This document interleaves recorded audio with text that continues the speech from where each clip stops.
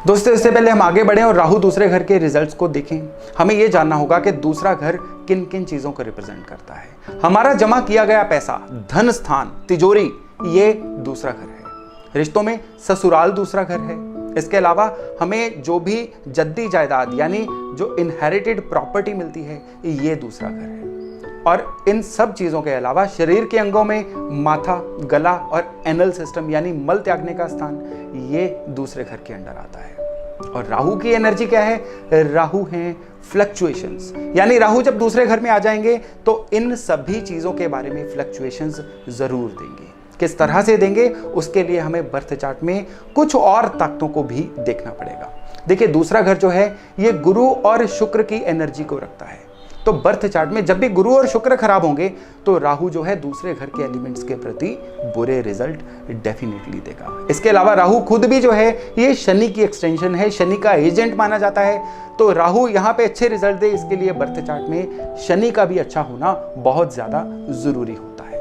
ये राहु जब यहाँ पे खराब हो जाता है ना, तो सबसे ज्यादा दिक्कत क्या देता है? इंसान को पैसे के अचानक लॉसेस जो हैं वो होने शुरू हो जाते हैं। एकदम से दिया गया पैसा जो है वो अटक जाता है, वापस नहीं आता। इन्वेस्ट किया गया पैसा डेड हो जाता है। इंसान के पैसे के लॉसेस होने शुरू हो जाते हैं, या हम कहें कि इंसान जो है अपनी आदतों की वजह से कुछ इस तरह से कर बैठता है जिसकी वजह से इंसान के सडन लॉसेस हो जाते हैं। बहुत बार देखा गया है कि इन लोगों को सोने का नुकसान, सोना गुम जाना, सोना बिक जाना, इस तरह के भी नुकसान जो है सहने पड़ते हैं।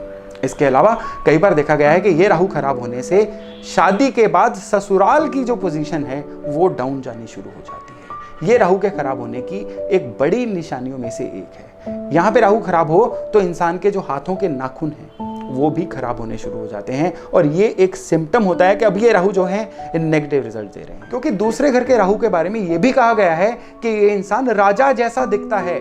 मतलब ये इंसान चाहे पैसे में जितने मर्जी उतार चढ़ाव के शिकार हो रहे हों, ये अपना एक ऑरा बना के रखते हैं, एक भ्रम की स्थिति बना के रखते हैं। दिखावा जो है इनको बहुत पसंद होता है, यानी ये अपने दिखावे की वजह से ही समाज में कई बार बहुत इज्जत के पात्र बन जाते हैं। यही राहु आगे जाके पैसे के प्रति भी ब्लेम्स इंसान को देते हैं, यानी उसके ऊपर गबन, चोरी, इस तरह के ब्लेम्स लग जाते हैं। कई बार मुकदमों में भी उलझना पड़ जाता है। यहाँ पे राहु हो तो इंसान अपने किए गए वायदे निभा नहीं पाता है, यानी उसकी जो कमिटमेंट होती है उसको पूरा नहीं कर पाता है। स्पेशली इन लोगों को चेक काट के देना जो है ये रिकमेंडेड नहीं होता है, क्योंकि ये चेक पास करवाने के लिए इनको बहुत ज़्यादा एक्स्ट्रा एफर्ट करना पड़ता है। कई बार चेक बाउंस होने की वजह से इनको मुकदमों का सामना भी करना पड़ जाता है। दूसरे घर का राहु जब खराब हो तो इंटेस्टाइनल सिस्टम यानी डाइजेशन की प्रॉब्लम या बवासीर यानी पाइल्स की प्रॉब्लम ये कई बार देखी गई है,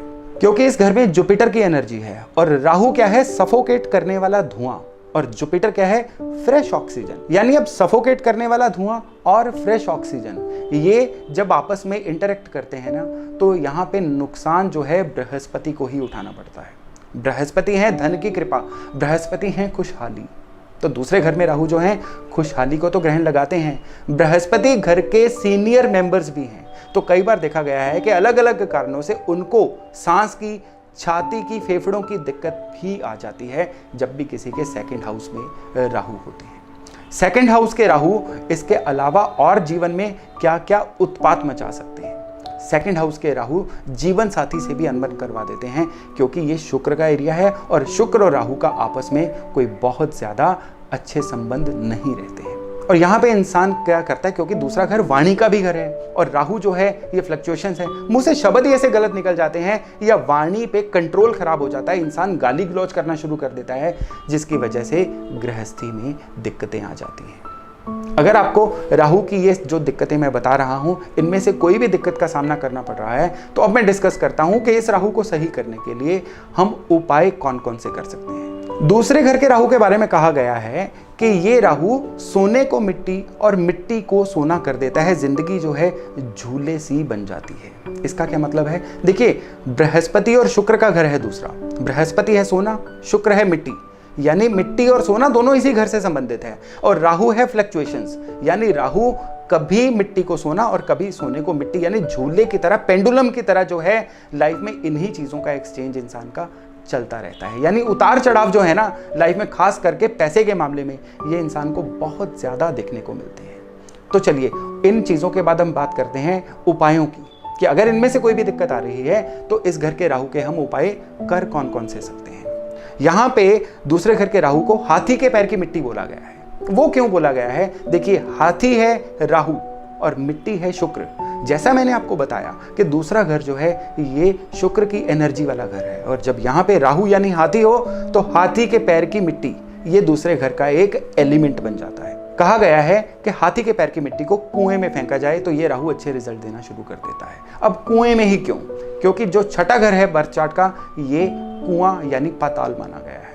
अब दूसरे घर का छठे घर से रेड बुक के एस्पेक्ट्स के हिसाब से सीधा सीधा रिलेशन बनता है। अब जब हम हाथी के पैर की मिट्टी को कुएं में फेंकते हैं तो दरअसल हम राहु की बुरी एनर्जी को छठे घर में शिफ्ट करके इसको एक गुड एनर्जी बना रहे हैं, जिससे राहु की जो दिक्कतें हैं बहुत हद तक कंट्रोल होती हुई देखी गई हैं। इसके अलावा गृहस्थी में या स्पाउस के प्रति कोई दिक्कत हो, शादी ब्याह में दूसरे घर के राहु के कारण अड़चन आ रही हो, तो चांदी की गोली को गले में पहनना ये भी एक बहुत अच्छा उपाय है। अब चांदी की गोली जो है इसके ऊपर हुक लगवा के नहीं पहनना है। ये चांदी की गोली जो है एक केज शेप में होनी चाहिए, चांदी के एक हल्के से केज में बनवा के, ताकि गोली अंदर फ्री मूव करे। इसको गले में पहनना जो है दूसरे घर के राहु की इन अड़चनों को बहुत हद तक दूर करता है। क्योंकि दूसरा घर जो है यहाँ का इस स्थान का भी है। यहाँ पे केसर का तिलक लगाएं। केसर का तिलक भी जो है ये जुपिटर का कारक माना जाता है, और दूसरे घर में अगर हम जुपिटर को इंस्टॉल करें तो दूसरे घर के राहु के जो दिक्कतें हैं वो बहुत हद तक दूर होती हुई देखी गई हैं। इसके अलावा चांदी की डिबिया में केसर भर के अपने पास रखिए। इससे भी जो आपको पैसे की फ्लक्चुएशंस आ रही हैं या धन दौलत को इकट्ठा करने में दिक्कत आ रही है, बहुत हद तक कंट्रोल होती है। इन सब के अलावा एक खास उपाय, क्योंकि दूसरे घर की जो आशियां, जो दूसरे घर की चीजें बोली गई हैं ना, उसमें सरसों के बीज भी बोले गए हैं, यानी येलो मस्टर्ड सीड्स। अब पीले सरसों के जो बीज है ना, उनको पीले कपड़े में ही पोटली बना के हमेशा अपने गले में, धन स्थान में, तिजोरी में रखिए, और फिर देखिए कि ये जो दूसरे घर के राहु है ना, किस तरह से आपको पैसे की ऊंचाइयों तक पहुंचाते हैं। तो राहु को सही करने के लिए ये जो मैंने उपाय बताए, इनमें से कोई एक उपाय अपनी दुविधा के अनुसार आप कर सकते हैं, जिससे आपको दूसरे घर के राहु के अच्छे रिजल्ट मिल पाए। अगले वीडियो में तीसरे घर के राहु और उसके उपायों के साथ मिलते हैं। तब तक मेरे साथ बने रहिएगा, अपना खूब ख्याल रखिएगा। नमस्कार।